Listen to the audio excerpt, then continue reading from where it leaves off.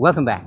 Today I'm really excited to talk to you guys about timeline therapy, where it comes from, where it started, who created it, and how does all of this relate to meditation. And it really comes together, especially how does this relate with Lahiri Mahashaya's Kriya Yoga technique of meditation. And the two go together so well. They are in line with the same purposes of cleaning out the subconscious mind, the unconscious mind. So stick around as we get into all of that.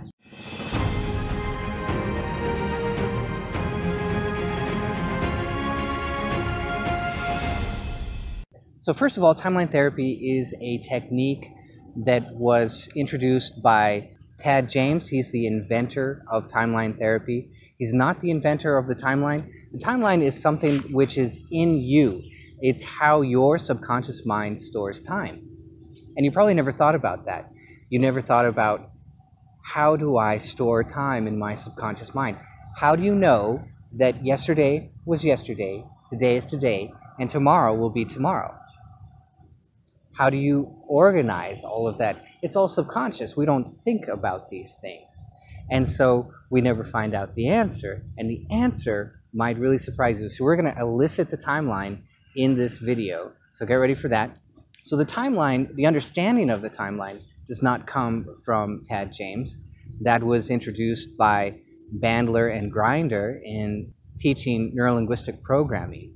And while Tad was in the process of experimenting with neurolinguistic programming, he was actually at a bus stop, as he tells the story, and he was working with this lady, and this lady had some anger that she was working with, and he was walking her along the timeline.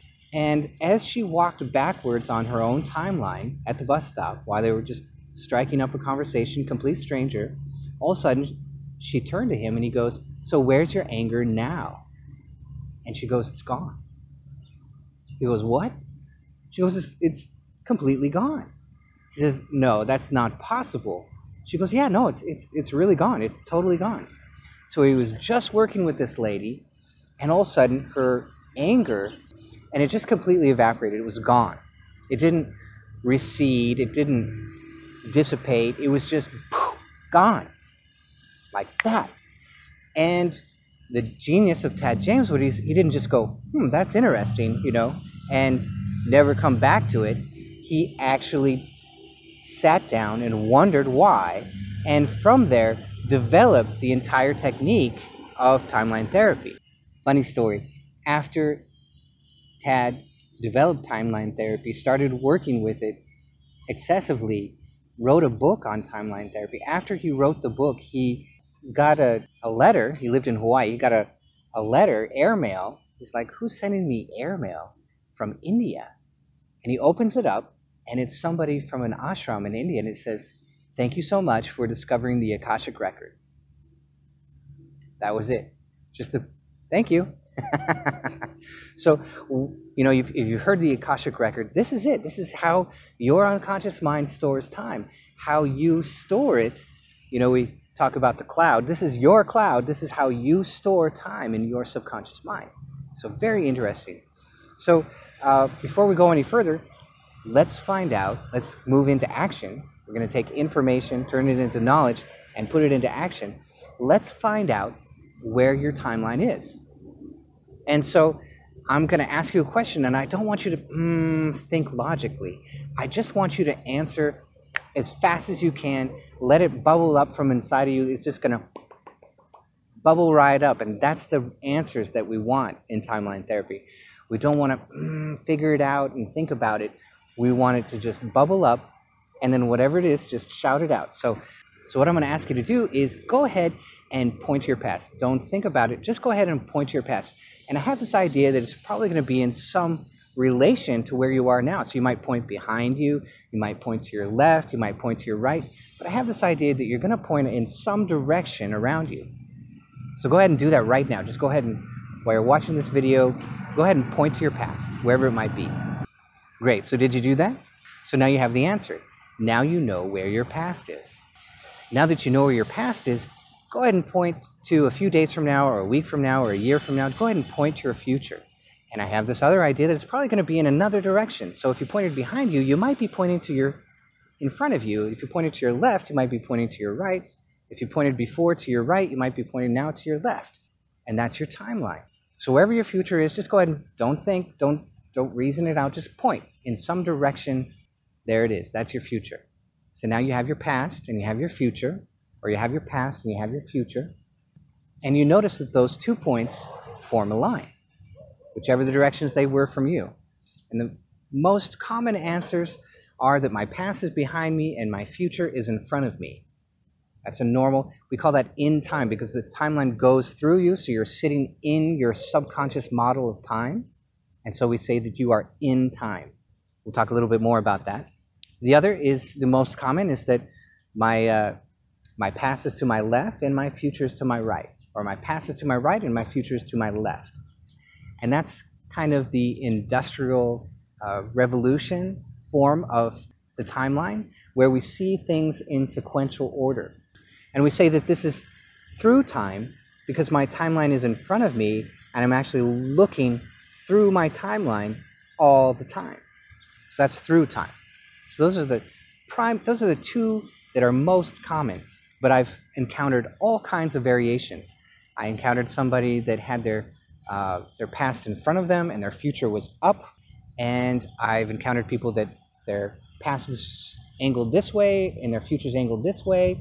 Some people are in time, but to accommodate, and I'm going to explain this a little bit, to accommodate being more on time more often, they will skew their timeline a little bit at an angle. And so it'll be behind them, but kind of to one direction or another, and the future will be out at kind of an angle. And so you can see that they're starting to turn it into through time. They're not through time, they're still in time, but they've met this balance where they can be a little bit of both of the primary archetypes of time. Really interesting. So between these two, the person who is in time always feels like this is my moment, and then I move sequentially into the next moment. They tend to be very relaxed. If they're 15 minutes late for a meeting, they don't actually feel like they're 15 minutes late. They feel like I'm here, and so the meeting is now, and I'm here. And so this will drive a through time person crazy, because the through time person will always show up 5 minutes early because they see what's coming down the road, and it will bother them. I'm through time. It will bother them if they show up late. It will just bug them to death.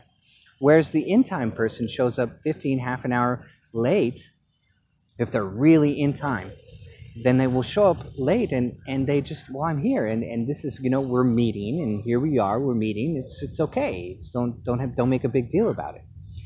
And so a parent who stays home with the child and is always dealing with the present situation with the child will often be in time, because this is their world, this is it right now, this is what I do. And the person that goes to work every day will often be through time.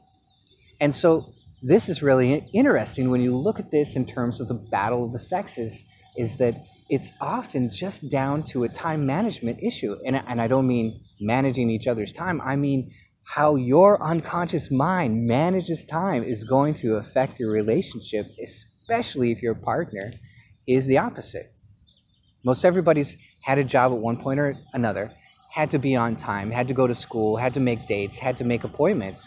And so most of us will find a way, if we're in time, to shift that timeline just a little bit to make it easier for us to figure out how to show up on time. And that's really interesting. That's what you'll see a lot of in-time people that will accommodate being in the Western world, coming to appointments, making dates, making appointments, and showing up on time. Because the through-time people won't let them get away with being late all the time. And so there you have the battle of the sexes. So the battle of the sexes is just an interesting thing. But the real deep and profound value of timeline and understanding your timeline and understanding timeline therapy is that we use it to delete negative emotions and limiting decisions. And what I mean by negative emotions is anger, sadness, fear, hurt, guilt, and anxiety about the future, fear about the future. All of these. So there are two conditions that make this work every single time. And that's something important to know about timeline therapy, is it works every single time if these two conditions are met. So one, is your unconscious mind willing to let go of this negative emotion, whatever it is? So if your unconscious mind says, no, I'm getting too much secondary gain. So what is secondary gain? Secondary gain means that this person did something to me. And so I feel hurt, I feel horrible. And in feeling hurt and showing that other person that I feel hurt, I am getting gain from that. I am getting a secondary gain. So I'm hurt, I feel horrible, but man, I'm going to show that person how they hurt me so they know that they hurt me. I want them to know, right? That's secondary gain. That's one form of secondary gain. Your unconscious mind is doing it for a purpose. And so you just have to be aware of that in timeline therapy, because that secondary gain will stop you from letting go of the negative emotion. So that's something I ask every single time. And if my client says, no, I'm not ready, that's great. That's fine. We'll go on to something else that you are ready to let go of. Maybe we'll come back later to that other thing that you weren't quite ready to let go of just yet. And maybe you'll change your mind. But the unconscious mind has to be a participant. It's you, it's your unconscious mind that does the work. As a timeline therapist, as a coach, I don't actually do anything. I'm the navigator and the cheerleader. And so I'm cheering you on to let go of something. And by doing the process, it just happens. It's so magical. Anger, sadness, fear, hurt, guilt, anxiety. These things just weigh on us. And they don't just weigh on us one incident. We pile them up. So one anger happens, two anger happens, three anger, and we form them in a gestalt into the timeline. So we don't just remember everything, we group everything together. And the negative emotions form groups, which are gestalts. So if you've ever heard of gestalt therapy will work with one gestalt. So one incident which has grouped together, whereas timeline therapy actually works with the entire chain of the gestalt. This gets really fascinating fast. And so by dealing with the root cause of the negative emotion, let's say anger, by dealing with that root cause, we go all the way back as the unconscious mind holds it in the timeline. And by being in that perspective, we are able to explode the very root of the entire gestalt. And when that happens, ba-bam, ba-bam, ba-bam, the entire chain of gestalt is completely, it just knocks it right out of the timeline. The entire gestalt evaporates, it's gone, like a string of dominoes. It's just amazing, amazing technology. So where does it go? Well, the premise of timeline therapy is that it was never real. Metaphysics says that every negative emotion followed to its source will transmute into love. Psychology says all of our negative premises are misunderstandings of childhood which are held in the unconscious mind. And by revisiting those and re-examining them, we can more fully develop, and those mistakes of the past can be released. So what timeline therapy is doing, it doesn't mean that you'll never feel anger ever again.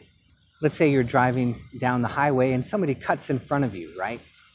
You're like, oh, this guy cut in front of me. Well, that's normal. You go, oh, that guy. And then now you let it go. You know, no big deal. I got to get to work. I got to do what I'm doing, whatever it is. What if that guy cuts you off and you go, ah, this guy, and you follow him for 5 miles and you pull out your gun out of the glove compartment and start shooting? Well, of course, that's a little bit excessive, right? And so what happened was, it wasn't about that one guy. That one guy was the spark that brought this avalanche of negative emotions from the past, the whole gestalt, which has built up over time, we haven't fully dealt with it. We just kind of stuff it down and stuff it down and stuff it down until it becomes this mountain that's ready to explode like a volcano. And this one guy that cut us off on the freeway, he's the unfortunate fellow that's going to be followed for 5 miles while we're, in the middle of our negative avalanche, right? And so timeline therapy, it's not that you'll never feel emotion ever again. It's that you won't have that avalanche of negative emotion which has been held in your past and unresolved all this time. And so it gives you a chance to completely resolve the past, which makes you a much cleaner, clear, sentient person. Just unloads all of the junk from the past. So, I work with people that have a little bit. I just worked with an amazing gentleman in India. It was really fun. I was so happy that the call didn't break down. We had a great conversation, and even having a little bit of anxiety at work and at home, and he just did fantastic. We wiped out all of that negative emotions, the limiting decisions that were all cycling around those issues, and he walked out feeling a completely new man. That's really fulfilling to me. Cleaning out the past, letting go of limiting decisions that have been holding us back. If you see in your life that you're reaching out to something and you blow it up one way or another, that's probably a limiting decision that's been holding you back all this time. So you just wipe that out of the timeline, and man, you will be flying. It's just incredible to watch. I watch people just take off after timeline therapy again and again. It's just really beautiful. So Tad wrote in his timeline therapy book, which is a fantastic book. I'll put the link below. This is a discovery for which psychologists from Freud to Jung to Isabel Briggs Myers have been searching. That is so true. That's what I see. Nobody really knows. Just a handful of people know about timeline therapy. But I wish everybody knew, because this understanding of how negative emotions work, how we work, everybody should know this. This should be common knowledge. Everybody should know about this. If you're dealing with anxiety, if you're dealing with post-traumatic stress disorder, if you're dealing with negative emotions or limiting decisions around work, family, relationships, social interaction, this is definitely something that you're going to want to give a try. It's really, really magical. And this is just an introduction. I really want to show it to you. I want to show you somebody going through it so you can watch as the negative emotion disappears. So it's different from normal therapy. In a normal therapy, you sit down and you go over the problem, which, by the way, is, if it's something very traumatic, this is too painful for me to even comprehend going through with somebody over and over again. I can't imagine doing that to somebody. Timeline therapy, you don't have to do that. You go through it over and over again until you actually get bored with it. And that's the normal goal of therapy, normal therapy, Freudian therapy, is to go over it again and again until you get bored with it. And then you just, you get over it, right? And often in that kind of therapy, you'll reach a moment of catharsis where you cry your eyes out and then you feel better. Well, timeline therapy works like this. It's just gone. And when it's gone, it's gone. There might be a moment where it's almost gone and then it's totally gone. But when it's gone, it's gone. And it's so strange. I've seen it 1,000 times now. But when you're first encountering it, it really does a boggle on your brain. You're going, well, where was that thing that I just had? It can't be gone. So I walk people through the process and I show them and I make sure it's really, really gone, because we don't want it back. So that's the joke I always give. I don't do any returns. So if you lose all your problems, sorry, can't get them back. So I hope this was interesting to you guys. I love this therapy, and it really, really relates with Lahiri Mashi's Kriya Yoga, because his Kriya Yoga is designed to affect how the brain projects into the body. And so it silences all those projections, and in doing so gives us the same kind of clean, brings us into this centered, clean state. And over time, doing that repeatedly, it will eventually wash out those negative emotions and limited decisions in the same kind of way. And so the way that I see Larry Mashia's Kriya Yoga and the way that I see timeline therapy, you know, they're perfectly mirrored in my mind. There's very little difference in the end result that I see.